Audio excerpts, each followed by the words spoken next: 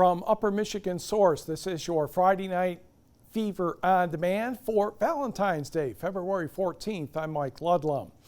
NMU was hoping to have a sweet deal coming into its hockey series this weekend with Bemidji State. The Beavers are ranked 16th, the Wildcats 19th, but Bemidji was anything but nice Friday night at the Barrie Events Center.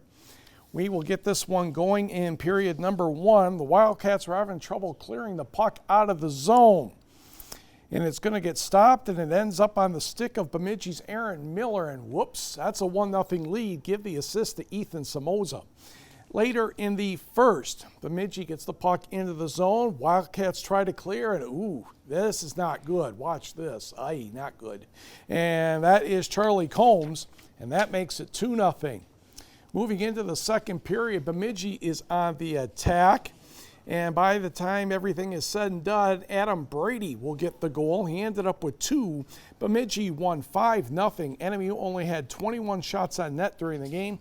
They'll face off Saturday at 6 p.m. To the scoreboard, where Michigan Tech gets goals from Keegan Ford, Captain Raymond Bryce, and Tommy Parentino. Matt Jerusik, 31 saves. Huskies edge Ferris State 3-2.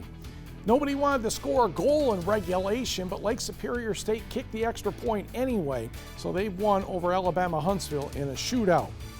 Elsewhere, Bowling Green and Alaska were on the late show. Arizona State had a late lead of 4-0 over Alaska Anchorage. Also in college hockey, Ben Kelsch, 36 saves. Tyler Van Uden, a shorthanded goal that turned out to be the game winner. And Finlandia defeated 18th ranked Marion 3-2. Wingding hockey, let's go to the stadium. The Houghton Gremlins entertaining the Hancock Bulldogs. And on the power play, Ty Hallinan will wrap it around, and it's loose, and Carson Stevens slaps it home, and Houghton is on the board with a 1-0 lead. And the puck is in Houghton's zone. Milo Schaefer will get it. Easton Sinkowski intercepts. Todd Anderson puts it past Jimmy Pietala on the rebound. That ended the first period in a 1-1 tie, but Houghton took care of business from there, winning 8-2. The Negaunee Miners boys basketball team has a bit of a rough schedule coming up. They know Marquette is lurking around the corner next Thursday, but the Miners have business to take care of before that. And that included a rivalry game with the Ishpeming Hematites. During a break in the action, the kids are taking a break in the action too. What is he playing? Third quarter, Jason Waterman with the steal for Negaunee. He lays it up and in. The Miners have a 48-32 lead. For Ishpeming, John Corkin, Ben Pruitt for 3. And the Hematites still down though by double digits. A short time later, Breck Bell gets the ball. Nobody cuts him off the free throw line. That is a scoop and score there. But Negaunee not too concerned. Jackson Sager drew Lindbergh for 2. Nicely done. And soon, Jackson Sager will have the ball, and he will go in for the score and the foul. He made the free throw. Negaunee, your winner, 76-46. On the board, Foster Wonders 35, Marcus Johnson 25. Iron Mountain keeps right on rolling, 84-51 over Gwynn. Westwood holds off Manistee 66-65. Forest Park in overtime gets past Superior Central 61-58. Kane Nebo with 25 for Munising, downing Mid-Penn 52-37. Escanaba over Rapid River 73-41. Brett LaFord had 21, and Kearney Nado doubles up Stevenson 54-27. Wakefield Marinesco goes to Wisconsin and wins 68-46 over Three Lakes. Bayfield crosses the Michigan border and gets past Ironwood 64-55. Hurley in overtime, 9 better than Mellon, 76-67. Calumet a 6-point winner, 55-49 over West Iron County. It was Spirit Week at Lakeland and Hubble, but Lance was the winner, 54-47. Caleb Gregory had 20 for the Lakes.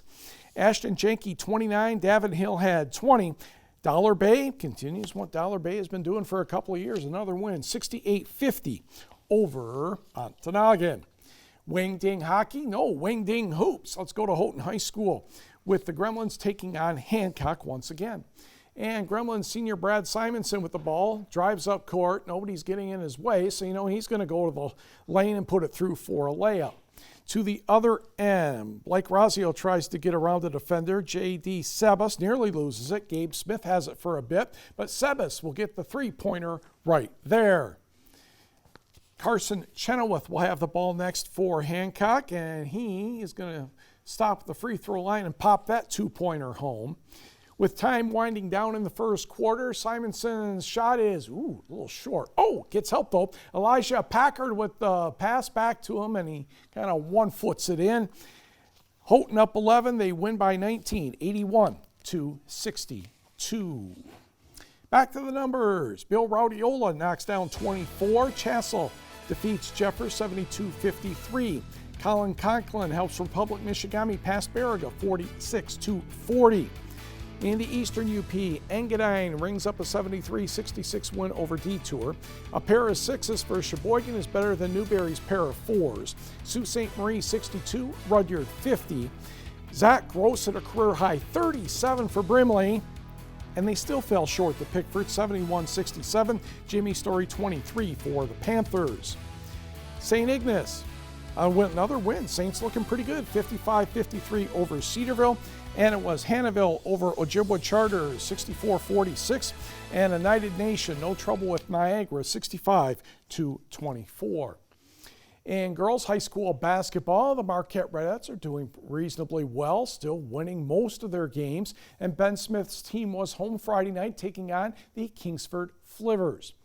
We will start in quarter number 1. Olivia Olkinen for the Flivers says, well, yeah, maybe I'll try this. It's still a free country, Olivia, not a problem. 3-0 Maize and Blue. For Marquette, Regan Ketzenberger, the inbound to Aspen Michelin. She puts that one home. Marquette, though, on the board, trailing 5-2. About 10 seconds later, Michelin with the steal, and she would go in for the score. She had 14 points. Kingsford with a 5-4 advantage, and they would add to it as Brooke Kriegel ahead to Maggie Strello, and she gets the layup, 7-4 Flivers. Ketzenberger gets another assist, at least as far as I consider it. Maddie Carter, the easy 2. Marquette, the winner, 52-32. To the numbers were Tessa Lease and Maddie Koski combined for 40. Westwood over Manistee, 66-35. Ellie Jerf, 31 points, and the game-winning free throw with 2.4 seconds left. Calumet, 64, West Iron County, 63. Big Bay to knock an 8-point win over Mackinac Island, 38-30. Ojibwa Charter ran past Hannahville, 61-34. And it was Florence. Hey, if you're going to drive all the way to Tomahawk, you might as well go get the victory, 47-29 over the Hatchets. Bay College men's basketball team and the women both in Chicago taking on different opponents. And Christian Alexander gets the dunk to get Bay going against the Richard Daley Bulldogs, 12-9. Nugani's Luke Matson with the hoop and the harm. That made it 20-12 Norse. Next, Bay dials up long distance. Escanaba's Ryan Robinette will get the pass back, and that's good for 3, 27-19. Last play of the first half. Yeah, Marcus Harris of Brimley says, I'm going to get the ball for 3. He didn't lie. Up 12 at the break. Bay wins 72-66. Christian Alexander ended up with 20 points and 17 rebounds. For the Lady Norse, they were taking on the Malcolm X Lady Hawks. Rudyard's Sierra Molina says, well, if you're not going to guard me, I'm going to knock that down for 3. 31-10, Bay College in the second quarter. Munising's Marissa Ackerman wins Brooke Manor. A little trouble getting a hold of it, but that just made the reverse layup a little bit harder. 35-10. More Norse. North Dickinson's Julianne Wickman. 2 Park River Harris's Lauren Blonyers. And Lauren says, oh, that was pretty nice. Bay up 24 at the half. They go on to win by 32, 68-36. The Upper Peninsula Diving Finals took place Friday in Marquette. First round, this is Brianna Jones of Sault Ste. Marie. Simple dives usually in the first round to build momentum, and she had some pretty good scores here. A 7-6 and 3 6.5s. Remember, just like the Summer Olympics on TV6, you throw out the low and the high, and you take care of the stuff in the middle. Third round, Westwood's Avery Mariuzza with a somersault dive, and she would end up with a full house of 5.5s and a couple 6.5s. To the final round, Jones dives before Mariuzza, and a somersault in the pike position, pretty good on the landing, maybe a little short, but that's if you want to be really picky. Straight 6.5s after throwing out the other scores. Mariuzza also had a nice final dive, but her scores were not quite enough, or the degree of difficulty was not quite enough, as Jones wins at 174.95 to 173.80, so just over a point. Westwood's Caitlin Antela was third with 166.5 points. To the boys, and Sault Ste. Marie's Cameron Bowers in the first round is going to do a very simple dive again to get some momentum, and he had a pair of 7s, a pair of 6s, and a 6.5. Degree of difficulty, if you cared, was 1.8. Second round, Connor Habasta of the Sioux, an inward dive. He ended up with a full house of 6.5s and 7s, so he was in pretty good shape at that point. Last diver in the second round, defending champion Brock Sundberg of Westwood.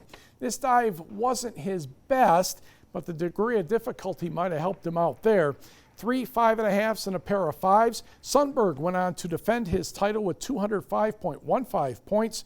Bowers of the Sioux was second, with Garrett Verstaglia of Westwood finishing in third place. The swimming resumes Saturday at 10 a.m.